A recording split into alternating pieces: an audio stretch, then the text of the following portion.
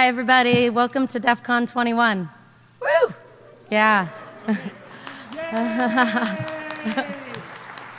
I've already lost my voice. Who else? Anybody? So we wanted to have an opening speaker this morning that we feel like could handle the heat of the moment out there going on right now, and invited a former Fed up here. He's used to dealing with North Korea as special envoy for the United States, so I think he can handle the heat we can give him here. Also, Joseph DeTrani, Ambassador Joseph DeTrani, was recently Director of Nuclear Non-Proliferation for the United States, and he's now President of INSA. So I think it's really interesting to hear him talk today about the convergence we're seeing between cyber and nuclear. So with that, everyone give Joseph, Ambassador, a warm welcome. Thank you.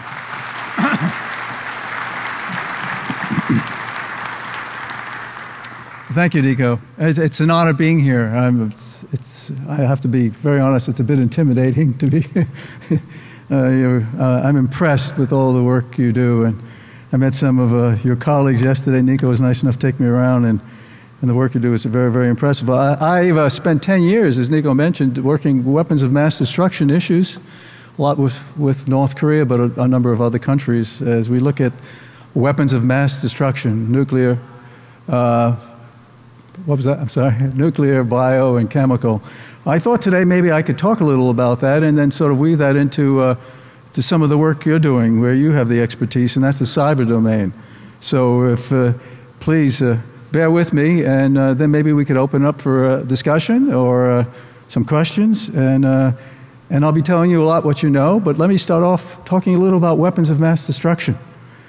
But I'll sort of prelude that by giving you my sense of what, again, you know better than I, that cyber is a major national security threat to this country, to our citizens, to our companies, a threat that's growing in scope with direct impact to the economic, domestic, and defense interests of this nation. From hacktivists with a politically or socially motivated agenda, to criminals, to state and non-state actors who view cyber intrusions and attacks as a means of economic advancement, and we see a lot of that, through theft of intellectual property, and we've been reading a lot about that, or espionage, or, in the most extreme case, as a potential weapon of mass destruction. The cyber domain now shares some of the same issues I've addressed in my many years working weapons of mass destruction issues. Let me talk a little about weapons of mass destruction. The Non-Proliferation Treaty, NPT, and the International Atomic Energy Agency were established to address nuclear issues with significant international membership that, interestingly and unfortunately, doesn't include 4 of the 9 nuclear weapon states as members of the NPT. The reality is that the number of nuclear weapon states could increase significantly if North Korea retains and enhances its nuclear weapons capabilities, and Iran pulls the trigger and manufactures nuclear weapons, which they could do in a few months once the Supreme Leader, Khamenei, makes this decision, which some say is inevitable, despite the election of Rouhani as the new president. These 2 events, in my view, will incite an international nuclear arms race with countries like Japan and South Korea and East Asia and Saudi Arabia, Turkey, and Egypt in the Middle East, each seeking to obtain their own nuclear weapons capability. This is the nuclear threat the international community confronts today, in addition to the real threat, and I emphasize this, to the real threat of nuclear terrorism. Non-state actors getting their hands on nuclear devices, which we know they want. That's why these organizations, the NPT, the Non-Proliferation Treaty, IAEA, International Atomic Energy Agency, the monitors of these agencies and the inspectors at Iran's nuclear sites at Natanz, Qom, Fordow, do such outstanding work. Unfortunately, North Korea pulled out of the NPT, the only country, I might add, that pulled out of the NPT. So, and they did that in 2003. Thus, there are no IAEA monitors, inspectors in North Korea looking at their facility at Yongbyon, and any other undeclared facilities in North Korea. Indeed, membership in the NPT and compliance with the IAEA safeguards, helps to ensure that a nuclear arms race does not, I emphasize that, does not materialize, and that countries like North Korea dismantles its nuclear weapons in exchange for promised security assurances and international legitimacy, and Iran renounces, I emphasize, it renounces the pursuit of nuclear weapons and overtly pursues the peaceful use of nuclear energy, while also ensuring that those other nuclear weapon states work hard to ensure the security of their nuclear weapons, because I mentioned nuclear terrorism, and eventually join the U.S. in its goal of a world with no nuclear weapons. And the President has made that very clear, the objective. And he said, most likely not in his lifetime, but an objective, a goal. Unfortunately, there are no international organizations with the stature and effectiveness of the NPT and IAEA to oversee this cybersecurity. Additionally, the IAEA promotes the peaceful use of nuclear energy while also trying to inhibit the use of nuclear for military purposes. A few United Nations organizations, some regional and national forums, have discussed the future of Internet governance, but there has been minimal progress. Indeed, the very definition of the cyber domain remains blurred, but is certainly not confined to the borders of any particular country.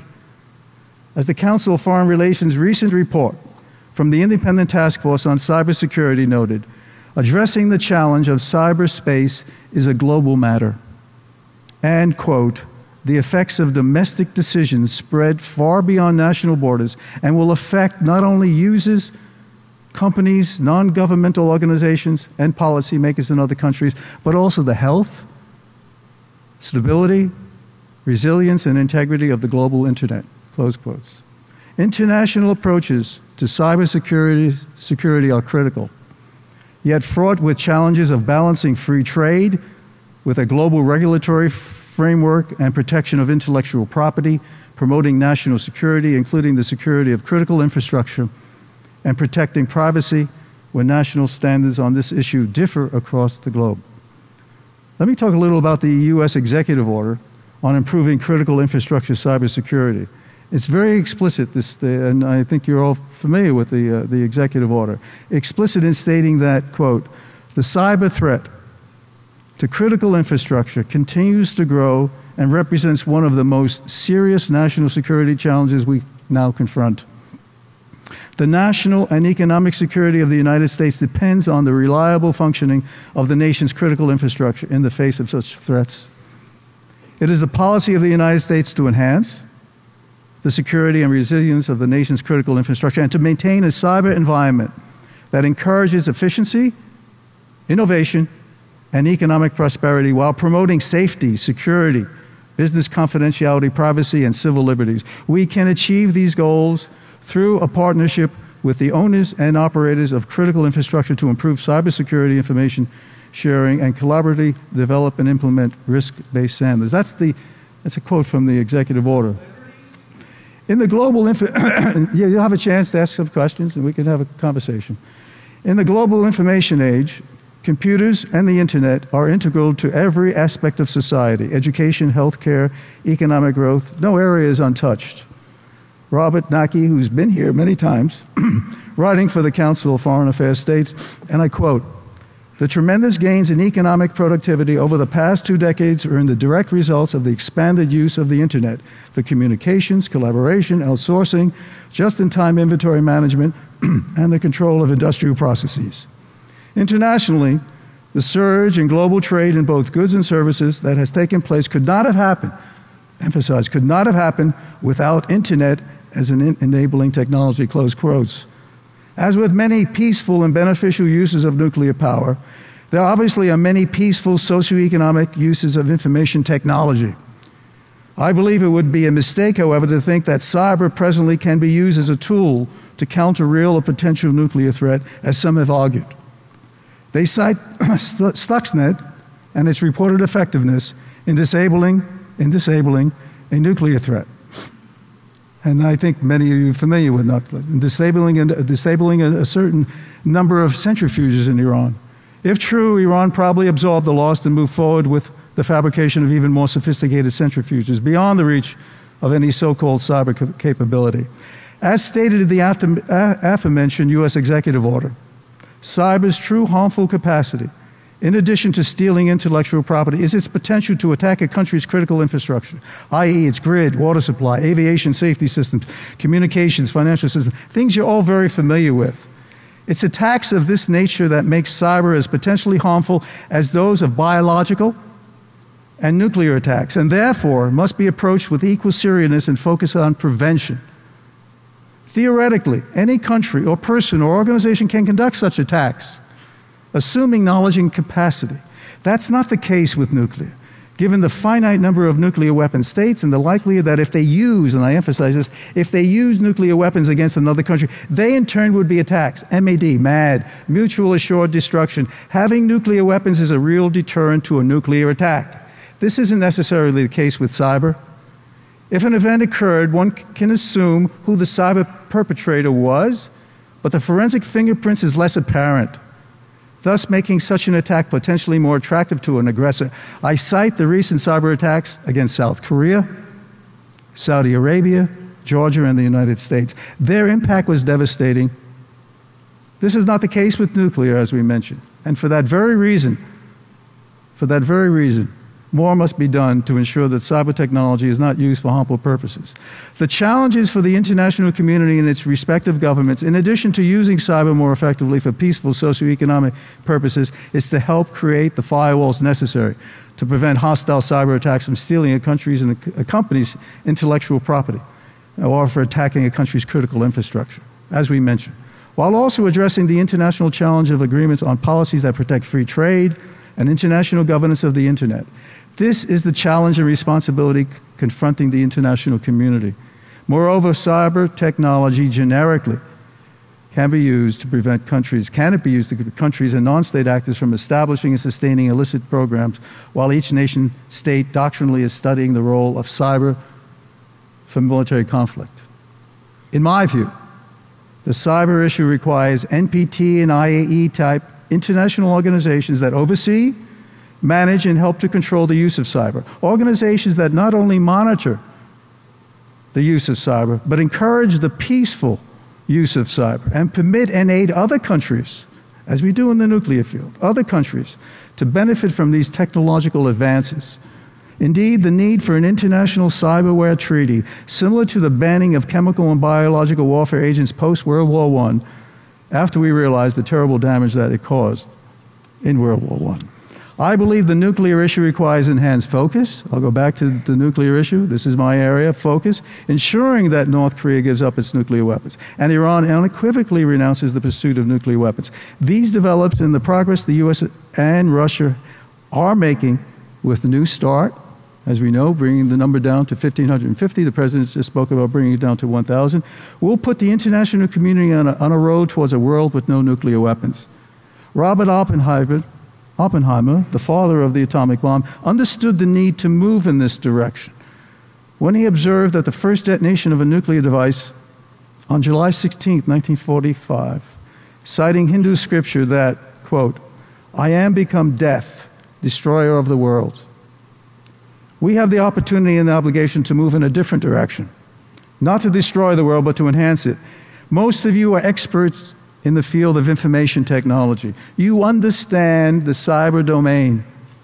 You understand its beneficial impact on all our lives. You also understand the harm it can cause if used improperly. Indeed, we look to you to develop better tools and to help establish policies, and I emphasize this, policies to fortify and protect our networks. We look to you to develop more secure systems, to help discover terrorist plots, to uncover human trafficking, criminals, corruption, and WMD programs. We look to you to inspire others, to organize and enlist good hackers to help combat the sinister hackers who steal intellectual property, disrupt networks, interfere with communications, banking, and critical infrastructure. Our private and public sectors need your help, need your expertise to serve society. Using technology wisely has always been the measure of an enlightened society. The security of our nation needs you, the good hackers of DEFCON. I'll end on that, and maybe we can open it up to discussions or some questions or wherever you want to go. Thanks.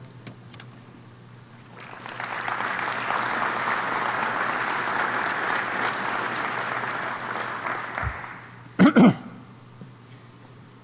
questions? Please, sir. I'm sorry, we have a question here. Please go ahead.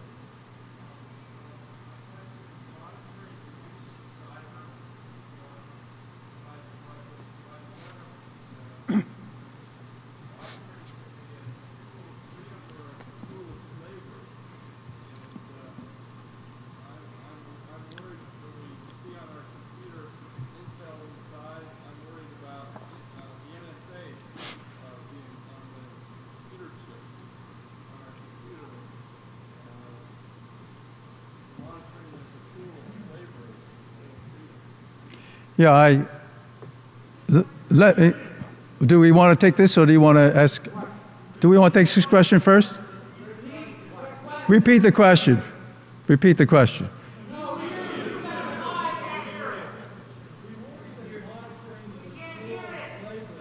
All right, well, I'm going to repeat the question.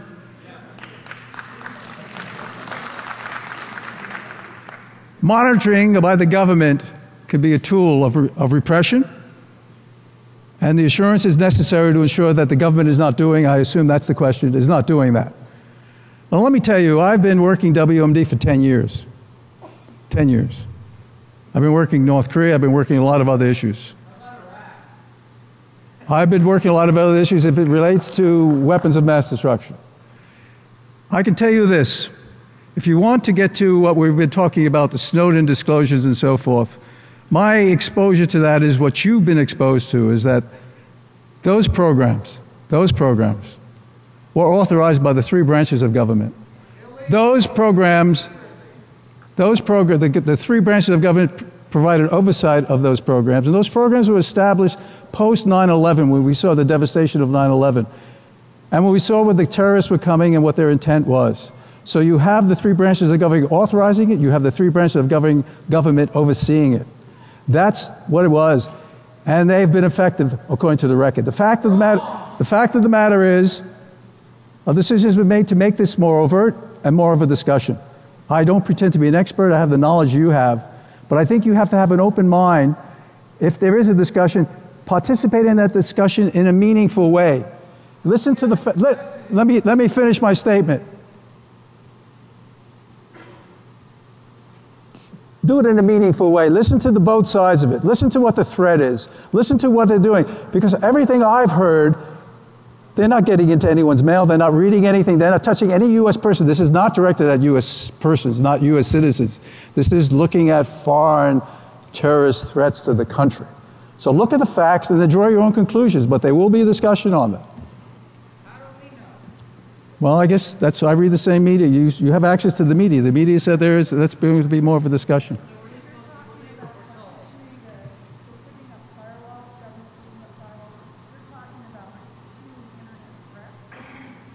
No, what I'm talking about, the question is putting up firewalls. When I say putting up firewalls, how do we protect, because the internet has no borders. It's global. How do companies protect their intellectual property? How do governments protect their critical infrastructure? Putting up firewalls, looking at securing networks, doing what's necessary to ensure that we are protecting our intellectual property. We are protecting our critical infrastructure.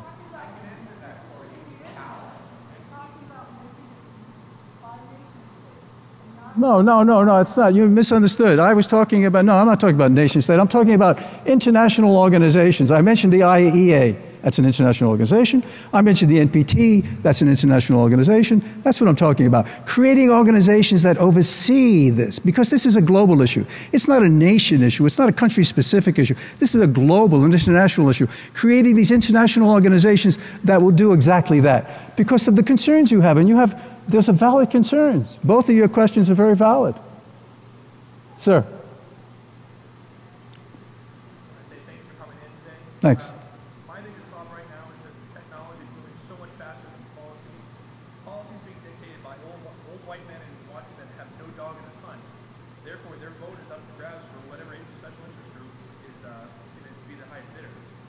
have these people like Aaron Schwartz who are hounded and persecuted for something that is, in the grand scope of things, in terms of nuclear proliferation, things like that, are virtually meaningless in comparison. And they're hounded until something horrible happens, like they end their own life because of the jail time they're facing. And that's the problem I have, is that we have all these people that are making policy that don't understand that the policies that they're dictating and the outreach that they have. That's a very good. The question from the gentleman is the policy that's being made by individuals don't really understand the impact and the consequences for making that policy, and indeed inhibiting and possibly persecuting individuals who want to move forward on that. Let me just say, that's why you all can make a difference. You have the expertise, and you're not all old white men. Look around. You can make the difference. You can get involved. You've got to. You can have that impact. Now you can have that impact also with your representatives, because this is a representative government, right? It's a republic. Make your impact with your representatives, and also get involved in the issues. I can't emphasize that enough. Okay, guys, we have a microphone now that we can use for Q&A. So if you could form a line over here.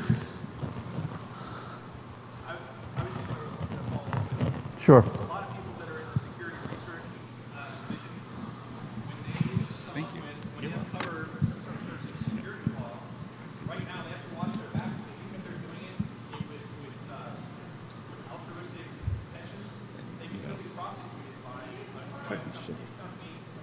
We're not on a cable news show. I appreciate Okay, can I ask a favor of you? If you would be kind enough, sir, to come up and use the mic. I think the lady is absolutely right, so everybody can hear it.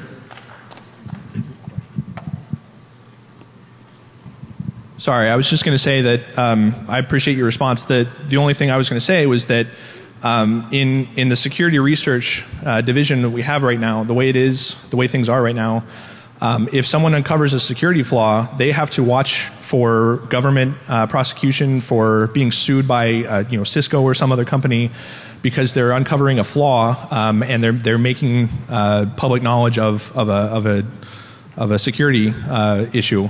And it's not really in their best interest to, like you said, to participate in that theater, because they're basically opening themselves up to attack. Yeah, look, the only thing I can say in that, and I don't pretend to be an expert. This is really, cyber domain is not my area, but my sense of working issues that's somewhat related, because I see cyber as being potentially a weapon of mass destruction when you look at the consequences and the need to sort of get hold on it in a global sense. In a global sense, that's why I cite the IEA, I cite the NPT. This is something that we have to come together on, and we have to do it quickly. Further to your question, that's exactly it. I mean, so that when we find individuals find fault, they look at networks and they look at, they shouldn't be intimidated by that. They should be rewarded for doing that, to protect intellectual properties, to protect infrastructure and so forth. That's all positive. So I think what you say makes sense, and I think working as a, not as necessarily as a team, but certainly as a team, but I've been galvanizing that, and look at what you have here at DEFCON. Yesterday you had Black Hat. You've cyber, that whole cyber issue has a lot of traction. This is the time to come together on that, working with representatives, getting involved with, let me just say, and I know this sounds trite, but getting jobs with the private sector, many of you are doing, getting jobs with the government, many of you are doing, getting very much involved so you become the new culture. And it's not just, as you described, those old white men that are making these decisions and so forth. You become, and you move us in this new domain, which has significant consequences. So I think your questions are very good. Thank you. So I'm not really sure why you're here, because you don't, and you said you're not an expert on anything. You I'm sorry, I didn't hear you. I'm not really sure why you're here, but since you are here and talking about weapons of mass destruction. I'm here because, no, excuse me. I'm here because I'm invited. Okay. That makes sense. Don't you understand that? Yeah. Well, okay. the point being, we just spent 10 years killing 100,000 people in Iraq for weapons of mass destruction, which appears to be your expertise. And I'd like your comments on the lies that got us into that, where people like you came out with the propaganda that there were weapons of mass destruction everywhere, that they were imminent to be used, that they weren't there and that all of that government propaganda was lies. And why shouldn't we consider that what you're saying now is lies? You know, let me answer your question. Because I don't think the feds tell the truth. Let me answer your question. You could assume whatever you want. If you want to be blunt, you could assume whatever you want. If you want to, let me finish.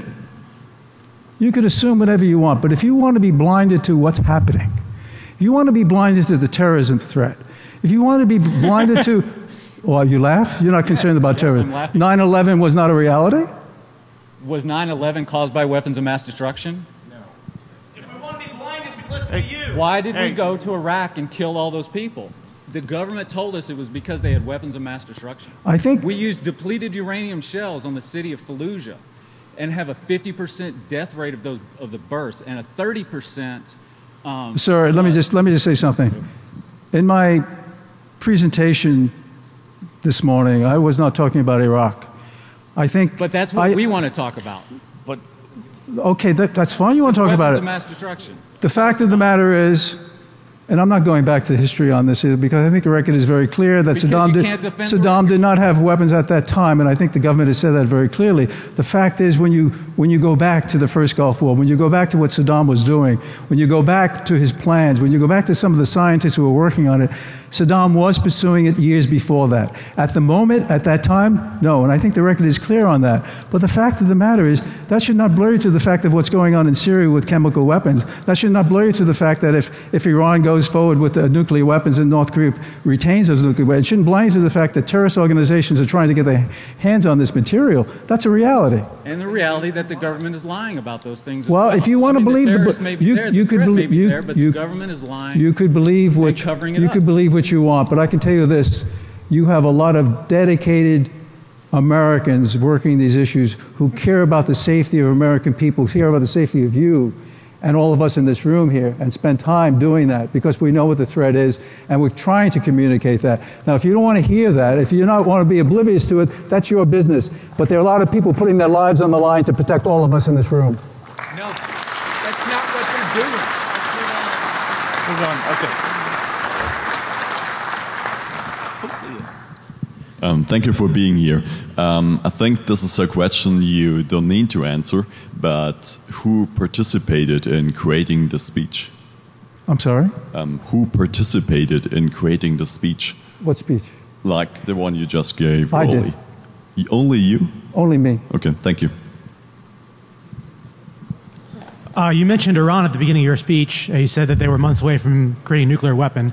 Considering that we've been hearing that for the last 30 years, most particularly in the last 8 years, and it hasn't happened, why should we believe you now when you've been so wrong in the past?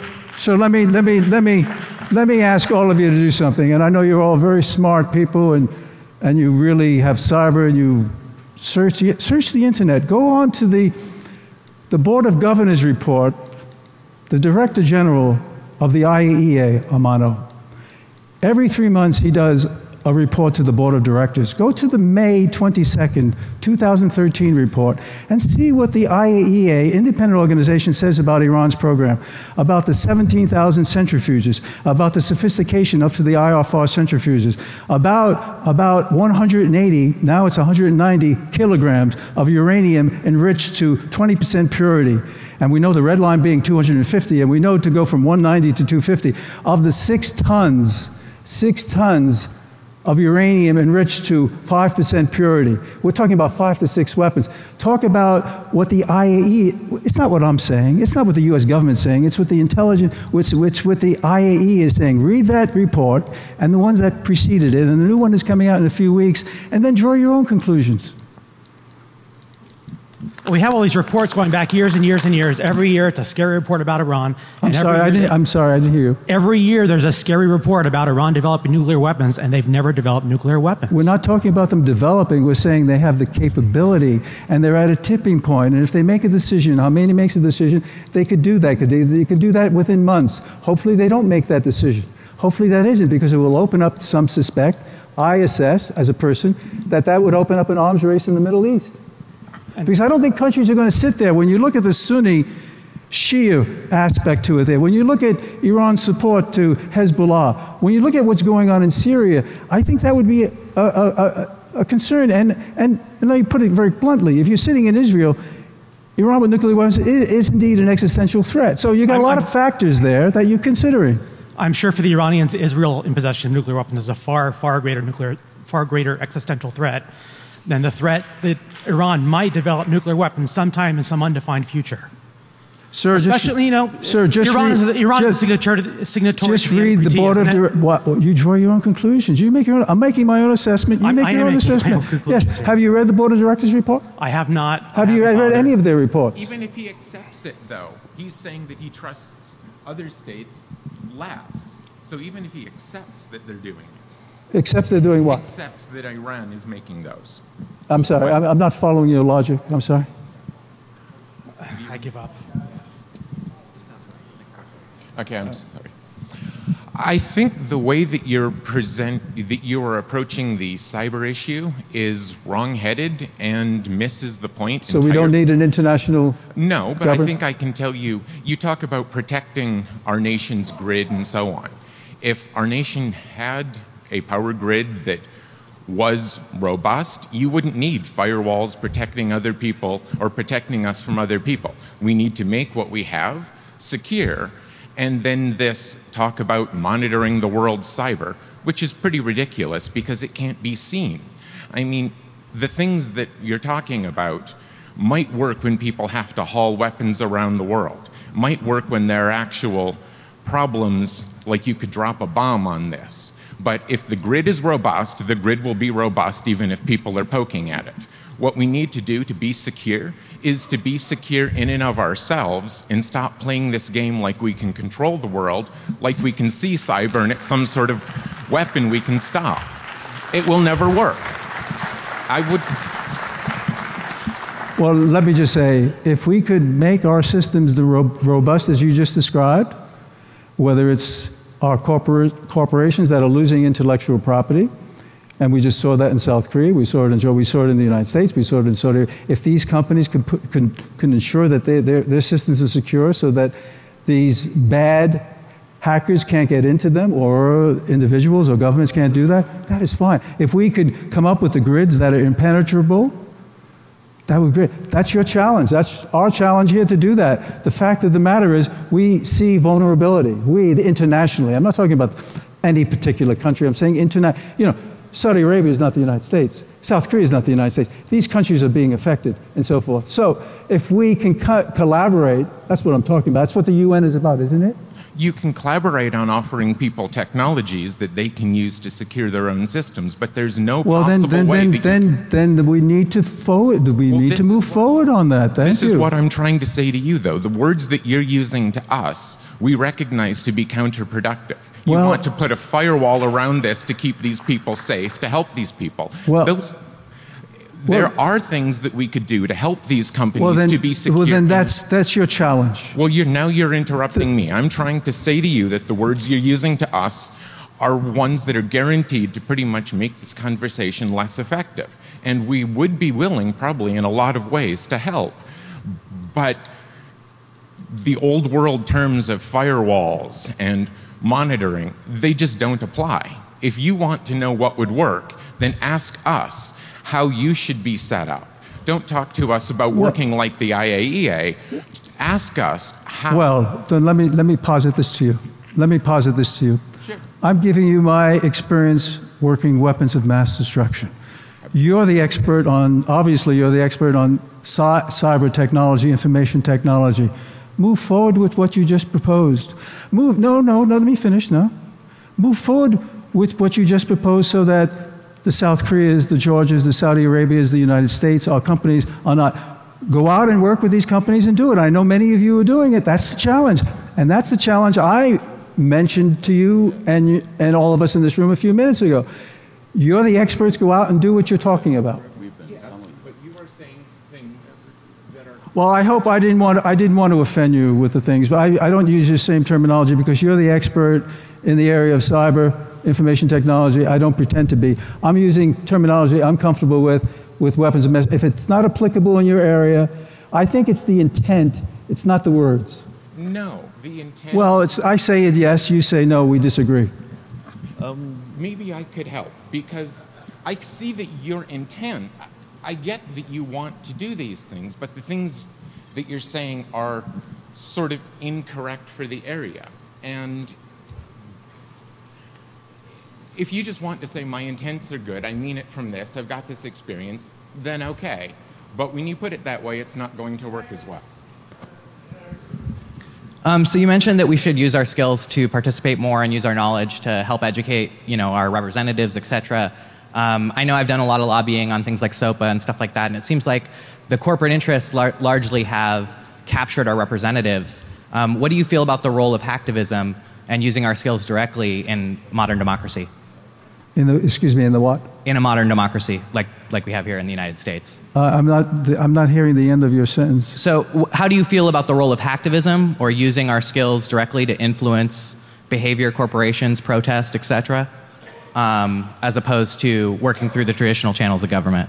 Well, yeah, many of you, I'm sure, are working with the private sector. I think cyber is one of the major issues affecting because we're talking about intellectual property and the billions of dollars that are being stolen from the corporate sector, not only in the United States, obviously, but globally, internationally, yes. So getting involved with these companies to do that, to protect that, yes.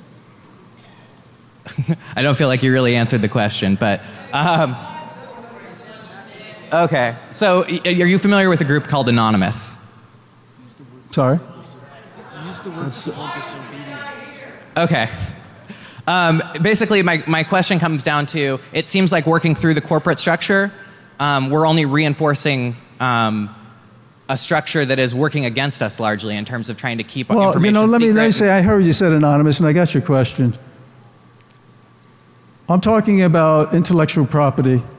I'm talking about the many companies I think some of you probably are involved with that are losing intellectual property, but not only in the United States, globally. And we're talking about billions and billions of dollars. We're talking about that. So that's one aspect to it. And there are other aspects too. You mentioned anonymous. Someone mentioned anonymous there. Go forward. Do what you have to do. I'm talking about intellectual property. I'm talking about critical infrastructure.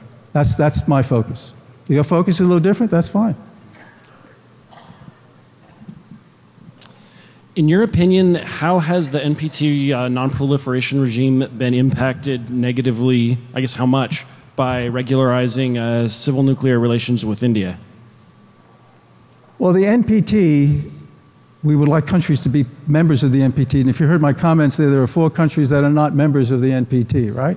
Yeah. And that's unfortunate. We would like to see all countries become members because of safeguards and additional protocols. That's exactly right. So non-membership in the NPT, because it affects the IEA and the monitoring aspects, is a negative development. We would like countries to be part of the NPT. Well, so my question is the act of the United States regularizing our relationship with India's civil nuclear regime actually working against the NPT? Well, that's a bifurcated issue, right? Because the U.S. has decided there is a civilian program and there is a military program in India. And a decision was made by the previous administration to deal with India in a bifurcated way. Okay. It seems like it's giving up one of the big carrots that the NPT has. Well, countries like North Korea cite what you just cited. And that's a reality there. But we see India as a democracy, a country that is using civil nuclear programs in a meaningful way. And that's the bifurcation. Okay. Thank you. Hi there. 2 things. The first one, a shout out to DEFCON for closed captioning there. I think that's fucking cool. So, yay, DEFCON. And then the second thing is, I guess I'm a little perplexed because, oh wow, I'm shaking. Because it seems that in terms of resources that the government spends in terms of dealing with cyber warfare, it's always through the lens of state agents. That's the threat. And it seems to me that there's billions lost every day by people who are victims of cybercrime, and that the NSA's mandate, for instance, doesn't at all deal with that, and that the government resources don't at all seem to address this. Yet to me, and maybe I'm wrong, but it seems to me that that is proportionally, in terms of its economic impact on the U.S. and other Western nations, the much bigger threat. Thanks. Well, those are fair comments, and you need to get involved, and all of us need to get involved. It's a multidimensional threat. I think you just cited that. Ambassador, I'm wondering what you think the prospects are for restarting the six-party talks around North Korea, especially given it seems that most of the major players continue to fail to recognize the importance of signing a permanent peace treaty 60 years after that. I think it's a good question. I think it's important to get back to negotiations with North Korea. I think North Korea now has indicated with the new government, Kim Jong-un, that they're prepared to address the denuclearization issue. It's not a question of non-proliferation, it's a question of denuclearization. They're prepared to look at and consider the 19 September 2005 joint statement that spoke to comprehensive denuclearization in exchange for security assistance and economic security assurances and economic assistance. So I think those are positive. I think the concern of immediately coming back to the six-party talks is how sincere is North Korea with this approach. And I think if North Korea continues to be sincere as they say they are, and they're saying this to China certainly and publicly now, and cease and desist with more threats and attempts to intimidate and nuclear tests and missile launches, I think the sense is that the negotiations will resume, and because we need to be successful with North Korea. We need to be very, very successful, and I think we can accomplish that. I absolutely agree with that. That's why I asked about the peace treaty in particular. Maybe it's time for a fresh approach or different set of eyes, because it seems like whatever's been tried before just hasn't worked. Yeah, well, that's a very fair point. That's a fair point, and this is exactly being reviewed. No one wants to go back to talks for the sake of talks, because as we've been talking, North Korea has gone from 6 to 12 nuclear weapons. We believe they have a uranium enrichment program that's also fabricating weapons. We see nuclear tests, missile launches. Now they put a satellite in orbit. The trajectory has gone the other way. So what we want is talks, not for the sake of talks, but an implementation of a program that would lead to success. And my personal view is, I think with the assistance, certainly the six parties coming together, the 5 countries with North Korea, and certainly China being very, very much involved with North Korea, an ally, I think we will see progress. Thank you. Hi. You compared cyber to chemical weapons in World War I. What do you see as the parallels there? No, I wasn't comparing. What I'm saying is, when we saw the devastation of biological weapons, chemical weapons, the international community rose up and said, my God, we have to sort of understand this and work together as a community, not countries, but as an international community, globally working together. And that's why we have these international protocols on the Biological Weapons Convention, the chemical, and the same thing with the nuclear, where the international, this is not a country-specific issue, it's a global international issue. And I think we all admit, you're the experts, again, cyber is not a country-specific issue, it's a global issue. I don't want to speak for people here, but I suspect their response would be that there's simply too many non-state actors for a massive... That's a fair point. That's why it's a difficult issue. That's a difficult issue. It's a challenge. Okay. Peace.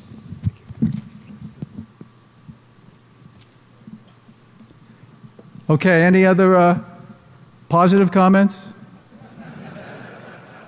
Any other good questions?